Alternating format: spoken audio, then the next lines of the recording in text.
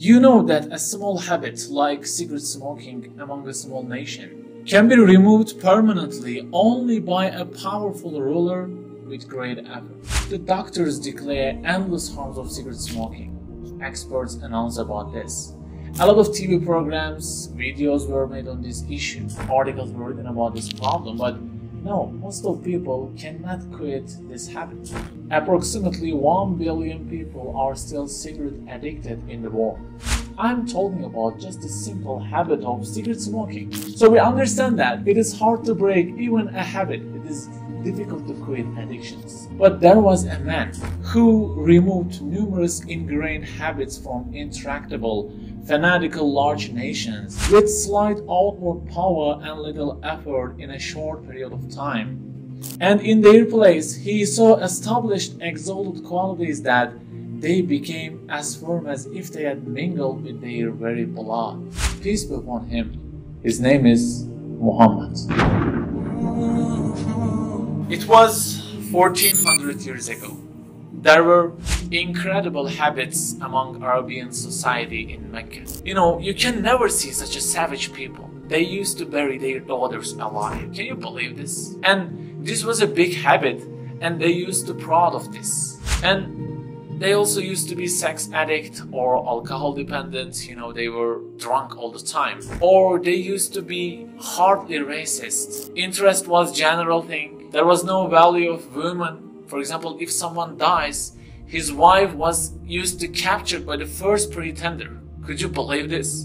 And it goes like this. I mean, there were incredible habits, and the tribes of Arabian people, the tribes of Arabian society were the most savage people at that times. And then Prophet Muhammad, peace be upon him, came. He was illiterate. You know, he didn't know how to read or write. He had not graduated in psychology school. He had not studied in the sociology department of any university, you know. And he also had not read any philosophy book. But he started to talk about something, you know, something dangerous. He started to bring new messages to people, but these messages were really dangerous for him. And he didn't have any power though. But interesting thing is, some people gradually started to be impressed, started to follow him. And if you started to follow him at that times, it means you actually had accepted the incredible persecutions of Meccans. Isn't it interesting? I mean, why?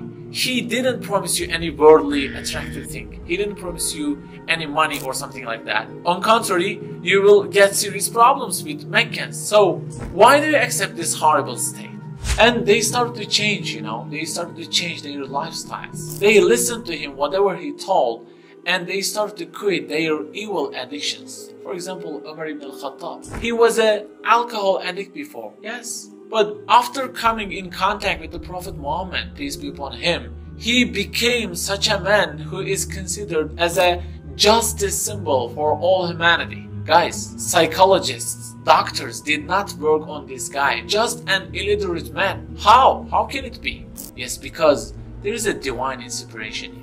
This effect cannot be made by a human being. It is not possible. And not only a man, but also huge societies were changed incredibly by just a man. By the way, he brought the rules which are not attractive for desires of human beings. For example, he brought the fasting, 5 daily prayers, or alms jiving, or not to drink alcohol. These things are not attractive for our desires, right? But the alcohols had flowed in streets of Medina after the words about alcohol was revealed. Why? What happened? The modern specialists cannot do this, even though they explain the harms of alcohol, can they?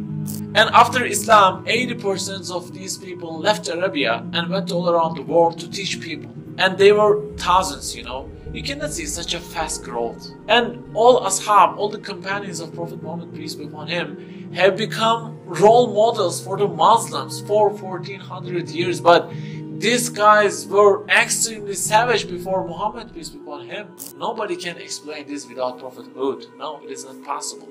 There is no such a revolution in history.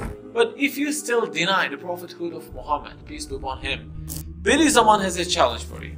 He says, we present the Arabian Peninsula as a challenge to those who refuse to see the testimony of the blessed age of the Prophet. Let them each take 100 philosophers, go there and strive for 100 years. would they be able to carry out in the time 100 of what he achieved in a year? Sciences have reached high levels, right? We have science of psychology, science of sociology. We have specialists, right? Okay then, take a specialist group of sociology and take a specialist group of psychology and philosophers and go to Arabia and work on for 100 years and try to make some changes, For example, bring a new religion, new rules, and make people to conform to you through your modern books. Would they be able to do this? Obviously not possible. The modern thought still cannot solve the racism issue in this modern world, He solved this in the most savage people 1400 years ago. He just said, a white has no superiority over a black, nor a black has any superiority over a white. That's it. There is no racism issue in Muslims for 1400 years. You know what? Forget about the racism. We are not able to change even our child about simple habits, right? Such as not to playing video games, to study, to do homeworks, right? It is a reality. So simply, it is impossible to make this change. All these changes can only arise from a prophet.